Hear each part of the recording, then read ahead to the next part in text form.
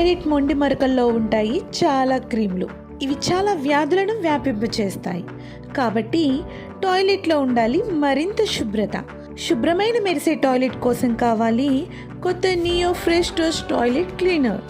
దీని నిరంతర శుభ్రత మీ టాయిలెట్ను స్వచ్ఛంగా మెరిసేలా చేస్తుంది. చిటికలో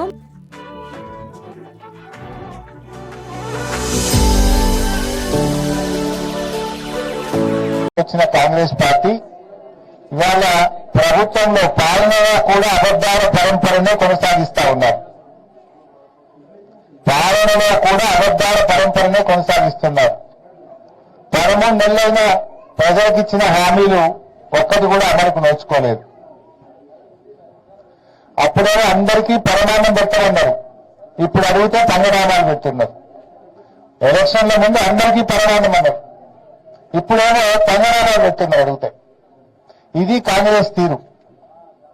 ముఖ్యంగా ఇవాళ నేను ఆశ్చర్యానికి లోనైనాను. చిన్న గ్రామం గాడిచెర్లపల్లి, చాలా చిన్న గ్రామము. ఇది మున్సిపల్లో భాగంగా ఉంటుంది.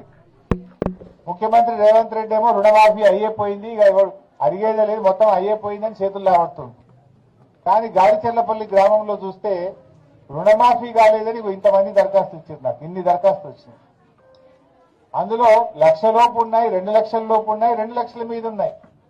రేవంత్ రెడ్డి ఏమో రుణమాఫీ అయిపోయింది అని హైదరాబాద్ లో కూర్చొని మాట్లాడుతున్నాడు. నేను డిమాండ్ చేస్తున్నా రేవంత్ రెడ్డిని, రుణమాఫీ అయిపోయిందని నువ్వు హైదరాబాద్ లో కూర్చొని మాట్లాడు కాదు, దమ్ముంటే రా నా సిద్దిపేటకు రా, ఈ గాడిచెర్లపల్లి గ్రామానికి రా, ఎంతమందికి రుణమాఫీ కాలేదో నేను చూపిస్తా. లేదు నీ సొంత ఊరు కొండారెడ్డిపల్లికి పోదామంటే కూడా పోదాం, అక్కడ కూడా కచీరికాడ కూర్చొని మాట్లాడదాం. నీ సొంత ఊరికి పోదామా, మా గాడిచెర్లపల్లికి వస్తావా చెప్పు. ఇవాళ ఇక్కడ రైతులు చూస్తే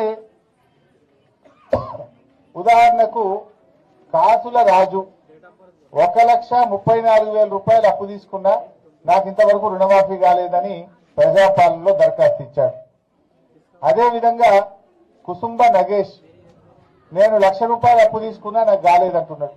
కుసుంబ రాజు 1,00,000 రూపాయలు, బాదన్న గారి పూజ 1,00,000 రూపాయలు, నరసింగరావు 47,000 రూపాయలు, ఏల్పుల రాములు 42,000 రూపాయలు.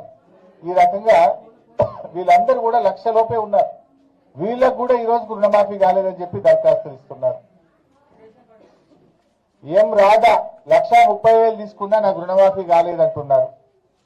అదేవిధంగా కె యాదయ్య 1,34,000 తీసుకున్నా నాకు రుణమాఫీ కాలేదంటున్నారు. కె అశోక్ 60,000 తీసుకున్నా నాకు రుణమాఫీ కాలేదని దరఖాస్తు ఇచ్చారు.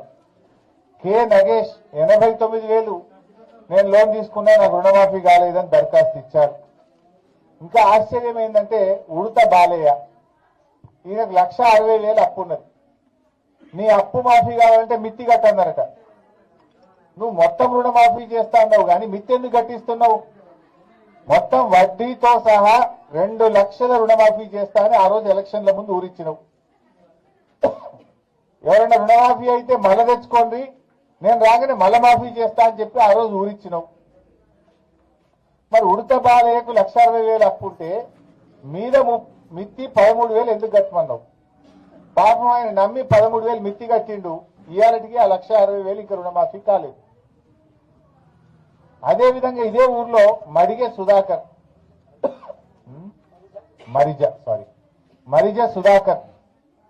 1,90,000 అప్పు తీసుకున్నాడు. ఆయనకేం చెప్పింది, 25,000 మిత్తి కడితే నీకు 1,90,000 మాఫీ అవుతుంది అన్నారు. ఎందుకు కట్టాలి? నువ్వు వడ్డీతో సహా పూర్తి రుణమాఫీ చేస్తా అని చెప్పి పాక్షిక రుణమాఫీ చేస్తున్నావు. పాపమా సుధాకర్ నమ్మి 25,000 రూపాయలు అప్పుకు తెచ్చి మిత్తి కట్టిండు బ్యాంకులో. కట్టి 6 నెలలు అయింది. ఈ రోజుకు సుధాకర్ కు 1,90,000 రుణమాఫీ కాలేదు. ఇట్లా చెప్పుకుంటూ పోతే మోకిడి మోహన్ రావట 1,05,000 రూపాయలు, ఈయనకు రుణమాఫీ కాలేదు. సుందు బాలరాజు 57,000 మాఫీ కాలేదు. సిద్ధన్నపేట రాజయ్య 1,60,000 మాఫీ కాలేదు. ఎల్లుపల్లి రాజమల్లు 50,000 మాఫీ కాలేదు. పూసల తిరుపతి 98,000 మాఫీ కాలేదు. కొమ్ము దేవవ్వ 1,30,000 మాఫీ కాలేదు. ఇట్లా ఎంతో మంది, ఇక చెప్పుకుంటూ పోతే చాలా మంది ఉన్నారు. వాస్తవానికి ఇంకా కొంతమంది రేవంత్ రెడ్డి మాట నమ్మి ఆగమైపోయింది. ఈ గాలిచెర్లపల్లి గ్రామంలో సత్తయ్య అనే రైతు, ఆయనకు 2 లక్షల మీద అప్పు ఉన్నది. ఉంటే